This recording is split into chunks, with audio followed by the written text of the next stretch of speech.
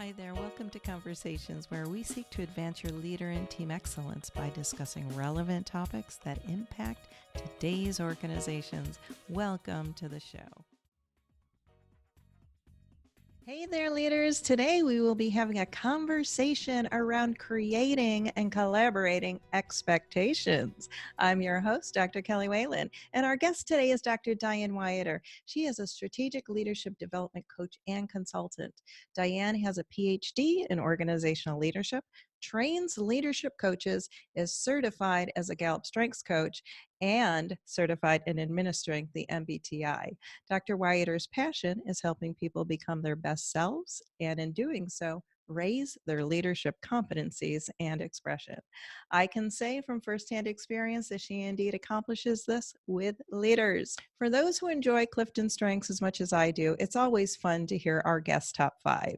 Diane leads with strategic, relator, responsibility, individualization, and maximizer. Dr. Wiater, welcome to the show. All right, Dr. Wiater, how are you on this April Fool's Day? I'm terrific. How are you, Dr. Whalen? I'm doing great, thank you. I appreciate you being here today. Thank you. I'm looking forward to it. I appreciate the invitation. Yeah, and the I'm opportunity. Really, yes. Well, I love that you're here. I love that you're going to share. I'm excited to hear about creating and collaborating expectations. So I would love for you to just share with the audience, what exactly is this? Well, thank you. I think anytime I begin to talk about leadership or leadership roles and expectations, really one of the first things that I have to talk about is this place where we understand ourselves, our followers, the organization, and our values. And that's kind of the core of what sets us up for understanding and being able to express expectations. So let's just start with this first piece, because this place where we need to understand ourselves. First, do I know me? And how well do I know me? I think this is an important piece in what we bring, our ability to contribute. For me, I think about what helps to give and be my best. And I love the Cliftonstrengths. Yes. I think it helps people to understand themselves and understand how they work best. As a matter of fact, there's so many aspects of the strengths assessment that helps us to understand how we do and are our best. So I also think about, what do I expect of myself in leading, and what can others expect of me? So I encourage leaders to have and create a creator commitment, and you do this. Through your book, you've talked about that leadership legacy.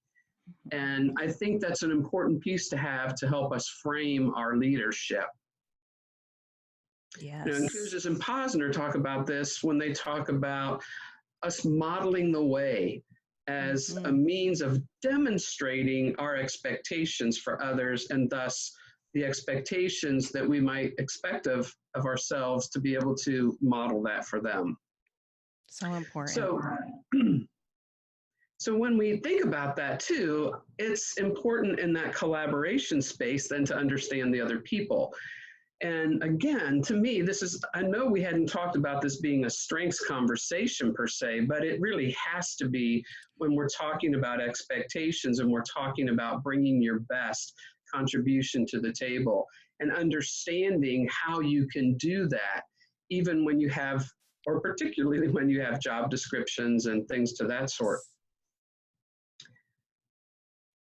Yes. Yeah. So I love that. I love that we need to understand ourselves. We need to understand others and understand, through strengths, it definitely gives us that lens of understanding ourselves and others. Mm-hmm. So that's awesome.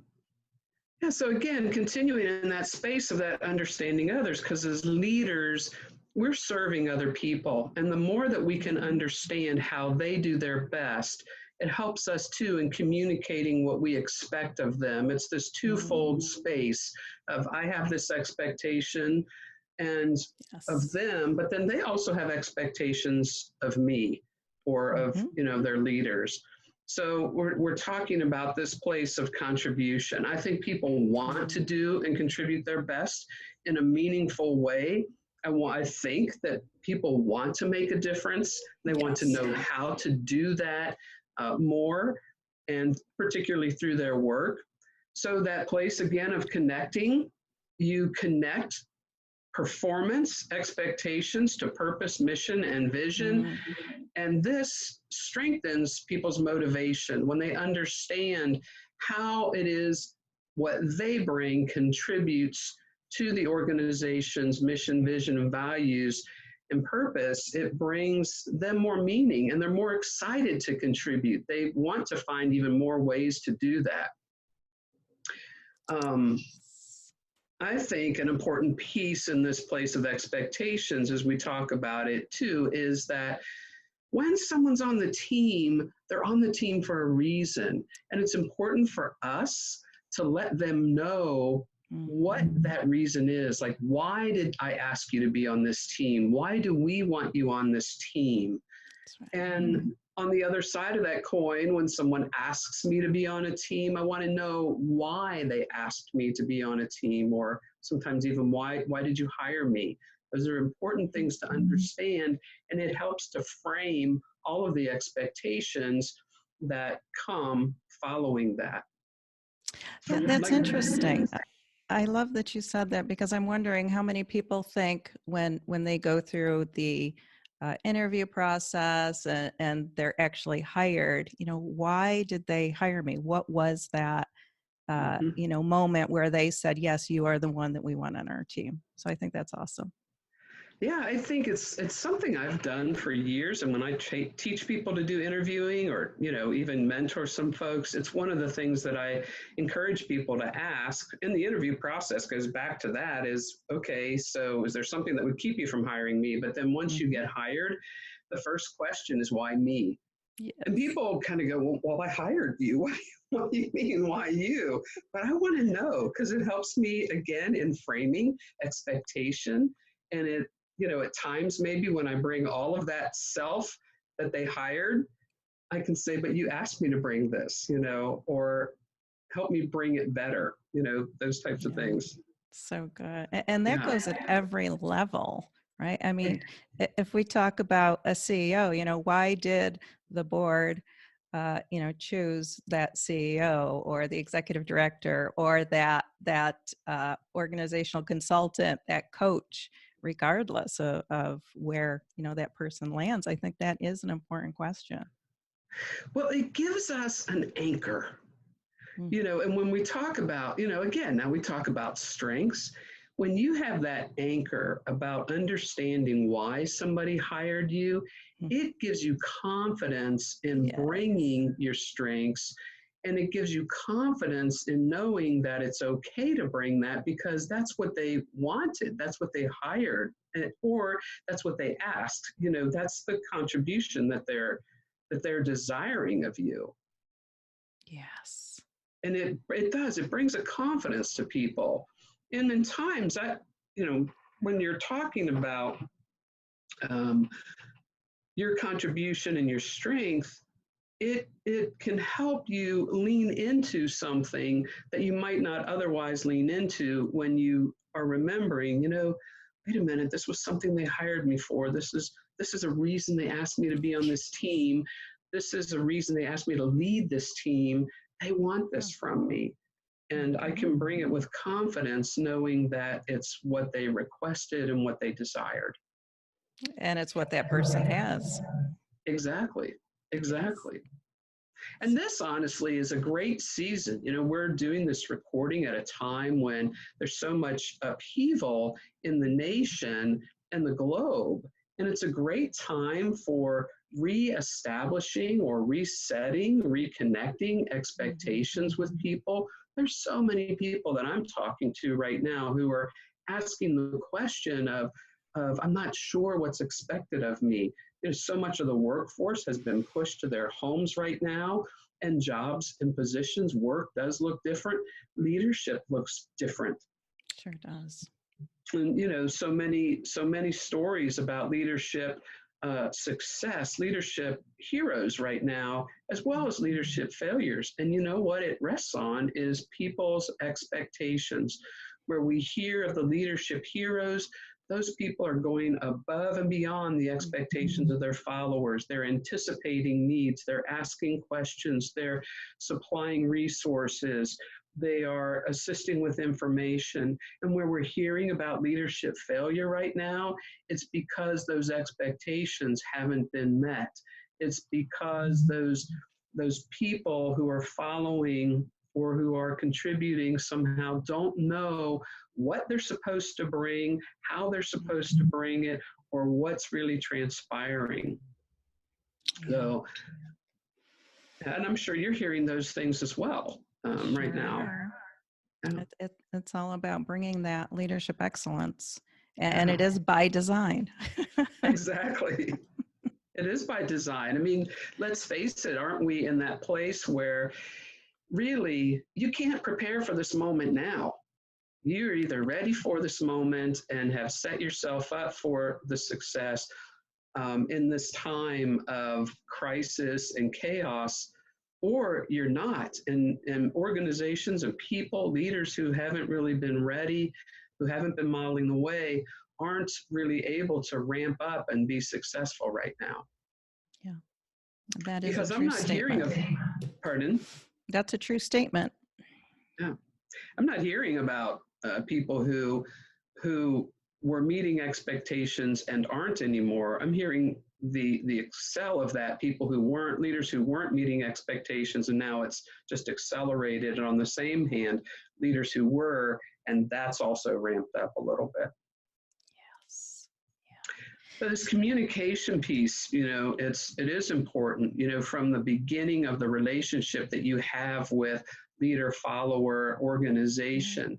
Sometimes that happens in a written position description, but even so, there's an interpretation of each individual about what that expectation should look like. Years ago, I had an amazing boss, amazing. He had, I think, could have been 8 or 9 of us that reported directly to him. And when he hired me, one of the first questions he asked me was, how do I like to be managed? How is it that I like to be led? And it took me a while to answer that question because first, nobody had asked me before. And second, I was a little bit surprised, much the same way that he was surprised when I asked him why me. So we had this little surprise moment going on in our initial discussions. But when you think about that, how do I like to be led? Being able to communicate that to someone else. If I don't know myself, I won't be able to answer that question. But here's again where some of the communication comes in and where it's really important for the leader, follower, and in all our relationships to have that interaction and that communication. I might be able to answer a little bit of that question right now, but as I get to know myself and get to know you and the organization, I can answer more of that question down the road. But again, I'm going to lean into the strengths and say, one of the ways to even understand that with leader, follower, and teams is through doing something like the Cliftonstrengths. Because in that assessment, you learn what you're strong about, you learn where your strength and contribution comes from, you understand what you bring and what you need in order to be your best. Now, there's this place of that knowing yourself and expressing it. Even if two people have the same strengths, they look different in how that person works and functions. So I can't say, for example, you have a strength here and I have a strength here. I know exactly what that means to, from you.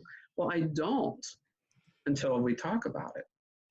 Yes. Yes. And I know that we share a high responsibility, and that does, even though we have the same, it does show up different. And that's, a great example of remembering that we are all created, very uniquely, regardless. Exactly. And then again, this is why that communication piece is important. in our interaction, in our relationship. And as leaders, we have to help our followers express those expectations of us, and we have to give them room for that. I've had bosses who in the past, or leaders who in the past have said, do you have everything that you need? And I thought that I might until, I have everything I need right here. But then I realized maybe I need something else. But they don't ask again. And so for me and for all of us, learning how to express that. So first, the leader has to open the door, not just once, but repeatedly, to give space for that follower to express their needs and to express what it is that they need in order to function at their best. And then we as followers, when we're in those places, we need to understand and learn how to express what it is that we need.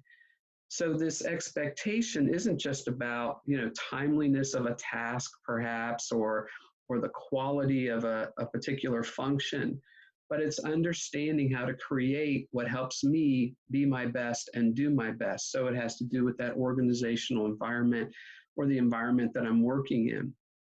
So it's a check-in with people on my side as the leader to help them know, one, that what they're contributing is important. Two, I want them to be able to contribute as much as possible that they can, not in an overworked kind of way, but in a way that lets them really bring their best to the table. So that collaboration is that ongoing engagement back and forth. And for the follower, it's them learning to express what it is that they need and to be able to do that. So let's talk about this maybe on a practical level further. We talked a little bit about the strengths, and we'll keep talking about that because to me, again, I think it's something to lean into when you're talking about specific expectations for people. And this has to do with our behavior in contributing to the team. So as I mentioned before, with the Cliftonstrengths, we're talking about that contribution that somebody brings. And for us as a leader, being able to highlight that and identify specific components of their strengths and behavior that they bring and finding ways to ask them to do more of it. So, and allow them the space to do more in that expectation. How do they bring value? What is important to them? Do I know that? What's important to them? Yeah. So good. Yeah, and leaders, your followers, and this goes both ways. So leaders to followers, followers to leaders. None of us are mind readers, so that expressing is important. Right. Exactly. If we don't ask, we don't know. We can't make the assumption that I understand what works best for someone else. I mean, we were talking earlier about, even just people's sleep patterns, but also their work patterns. Does it matter? Everywhere I've ever worked, if I can't come in before 8 o'clock, you're going to lose the best part of me. If I'm locked out of the building until 8 o'clock and I can't come in when my head is really clicking and my mind is going and I feel alert, wow, you're going to lose that from me. Or there's people who might be on the other side of that. Hey, they kick in at 4 o'clock. If I try to, lock them out, so to speak, after that time, what can I do to help engage that from someone? Yes. And I think this other thing in expectations that we're talking about and collaboration is feedback. And while we've said this, we're talking about kind of a bump and run a little bit. It's important that we can give that specific feedback, both again as the leader and as the follower. So asking questions that are specific to and for someone, and then allowing them to ask us. We can't assume that we're giving our best to the individual unless we actually have that feedback from them that we are. So it's not just, do you have the stapler and do you have whatever it might be, what does that person need that I might not be giving? One of the Yes. things that I think is important in our relationship and in this give and take and this back and forth is that no one should ever question where they are with me. And by that I mean, they shouldn't question, are they okay? Are we okay? Am I doing a good job? Am I meeting the expectations? That should not ever be a question in someone's mind. That's powerful. That And is powerful. that goes to that expectation. I don't want them to question that. That just creates it creates apprehension. It creates fear. So I'm going to set them at ease by letting them know where that is. And I want people to be able to do their best and contribute their best. Yes. Yeah. So we have to teach people how to do feedback. So what does that look like? So let's just unpack that a little bit. Yeah. Let's see if I can think of a situation. Oh, okay. I've got one here. So, so I have this habit, and I'll just use this broadly because I think it fits. I have this bad habit of voice texting, and and I say it's a bad habit because on the other side of the voice text, I don't proofread, so my messages come across without commas. Sometimes a word that I said comes across as something completely different in the text. There's no commas, no periods, run-on sentences, all this type of thing. Let's say that that I send you a voice text, and you get that from me, and it frustrates you. Well, you've got a complaint, right? And so you want to give me feedback. But how might you do that? Well, there's this technique, and this is a feedback technique, but it's called requesting. And you've got a complaint with me. So what do? You turn that complaint into a request. And what does that look like? In this scenario, it might look something like this, where you say, hey, Diane, I know that communication is important to you. And I know that you really want to be heard and that you value, economy of communication. But I want to let you know that when you voice text, your words come across confusing. The messages is difficult to read. Sometimes I don't even understand what you want me to get from that message.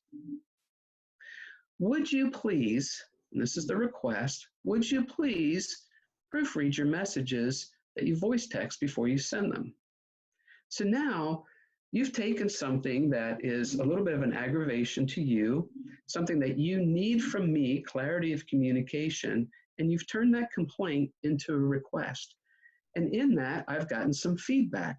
You tell me that you understand how important communication is to me and that I am not being understood because of my voice texting and because I haven't proofread the message before I send it. Then you've requested of me that I do something specific, that I proofread that message. So we've got a lot of pieces in here. I think this is a collaboration. You've got the communication and the feedback. You've set an expectation for me because you do have an expectation for clarity of communication. But I have that expectation too. And the feedback from you is, I am not even meeting my own expectation. And when you think about the modeling of that, now again, this is a really simple example, but when you think about the modeling of that, do I want to receive a message that's unclear, confusing, that has words in it that don't make any sense or that are misplaced, that I'm trying to interpret? No, I don't. So I don't want to model that and send that to somebody. I don't know. I think that's awesome because how you unpack that diffuses the situation almost. Yeah. Right? Yeah. Yeah. It was very gentle and a great way to lead by example and allow that follower to use that technique. So would that be with a leader as well? So could well, exactly. Sure. I think, and that's where it goes back to opening the door. Does the leader open the door for me to do that? And we have to, you talk about giving yourself permission as a leader, but that leader also has to extend permission to the followers, and particularly in feedback. Mm-hmm. When we go back to what we need from a leader and what that leader is asking us, I think if leaders really understood sometimes how much they could give, but they don't give Mm. because they're not giving permission, Yes. I think it would be disappointing to them to know that something as simple as a little bit of feedback like that could improve that relationship with us, our communication. It could improve the contributions that I make, that you make, if I know these things about myself. And that's relationship as well. But that little example, we take that in almost any kind of expectation that there is, you know, whatever it might be that the leader needs, or that the follower needs from the leader and the leader needs from the follower, taking that and turning it into a request can really be a valuable way to assist them. And we might have to help them. I might have to help my follower express that and learn how to express that. Part of it's modeling, and then part of it is really kind of a guiding, Mm. helping the follower to say, hey, I just did this. Is there something that you'd like to, you know, it, how am I doing on meeting your expectations, and opening that door for the follower to be able to answer that question. But then we've already talked. If you go back to expectations, the followers talked about what they expect of me, and I've talked about what I expect of them. It's not just a one-time conversation. Am I able to do that and meet those needs? And what a great coaching conversation that could be, whether it's, Right. leader as coach, or it is, in an actual coaching session with a professional coach, really unpacking that. And Mm-hmm. again, looping it back to strengths, and how can that person really lean into their strengths in order to express themselves, in order to Right. have the words to ask, or, even the demeanor could be something that they're Right. working on with a coach. Exactly. Exactly. And it's that, when we talk about demeanor, we talk about how does that look? How does that look when I say this? So I'm telling you a model, but the requesting is actually a technique, but you might express it slightly differently because of your needs and because of your strengths. What is important to you in the situation. And again, going back to expectations that you have of somebody and with somebody in the Yes. process. Yeah. Yeah. That is so great. I love that model. It's simple. I think everybody can, Mm-hmm. have that tucked in their back pocket, and just, bring it to the forefront and use that Yeah. as a way to do that, collaborating and co-creating conversations and a way forward. Yeah. Yeah. Yes. Exactly. Exactly. So I think we cycle back around to this even more, where what is it that I know about myself? What do I know about my Mm. followers? The organization, my values. I mean, again, in that requesting, you've included that piece, that I value something. And being able to give that specific feedback to somebody on that, to your leader as well as to your followers. We have to Yes. help each other. I think this is a place that, so the complaint is kind of sometimes what generates the request. And you might not, as my leader, you might not hear me make the complaint, but, I might be having a conversation with so-and-so and they hear me make that complaint. Helping each other by saying, hey, did you know you're complaining about that? Is there a way that you could frame that as a request? And that becomes kind of another moment to help that person, frame what they have to say as a request rather than just complaining about it. And Yes. again, that's relationship, and it's listening to one another, and it's supporting each other and being able to bring our best. Because if you have a complaint, it's a place that can create a sour spot, and it can Yes. become toxic in our heart if we don't do something about that complaint. And if I have that complaint with a leader, it can just turn into bitterness. Whereas if I can learn Mm. how to express it as a request, but I'm able to give them feedback. I'm able to express a need. I'm able to connect it to mission, value, and purpose. Mission, value, purpose. Yeah. Yeah. Yes. Well, as we close, Dr. Wiater, what might be some just practical tips for the leaders who are tuning into us around this conversation? We'd love to maybe just pick your brain a little bit.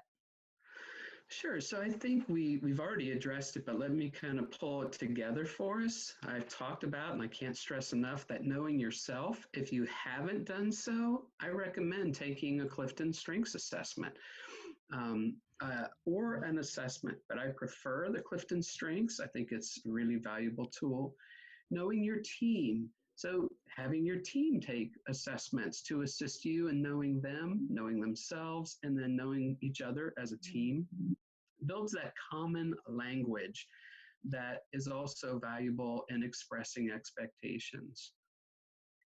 Take time to review your role expectations with those that you're interacting with, and to also express the expectations that you have of them. And remember, this is kind of a collaborative piece. It's not just a me telling you what I expect of you, but it's also you telling me what you expect of me, so that we can work that and agree on those expectations and have that as part of our relationship and our collaboration.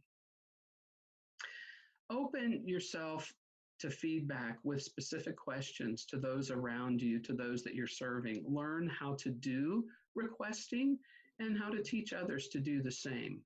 And then be specific in your feedback with others, connecting it to expectation and connecting it to mission, vision, values, and purpose with the individuals. I think that'll help. All right. Those are great. Thank you so much. Gosh, just for, those tips coming on the show and really unpacking how to collaborate and co-create those expectations, what it looks like, why it's important for leaders Exactly. and the whole organization. So thank you so much for that. And I'd love to be able to have, people connect with you if they'd like to. So I can put that in the show notes, but how would you like people to reach out to you? So my website is wiaterconsultants.com or LinkedIn, and that's probably the best way to get in touch with me and connect with me. And I'd love to do that with folks via LinkedIn. All right. So the website as well as LinkedIn. That sounds great. All right. Well, thank you again for coming and sharing just, so much knowledge. Thank you, Dr. Whalen. I appreciate it. You're welcome. Bye-bye. Bye.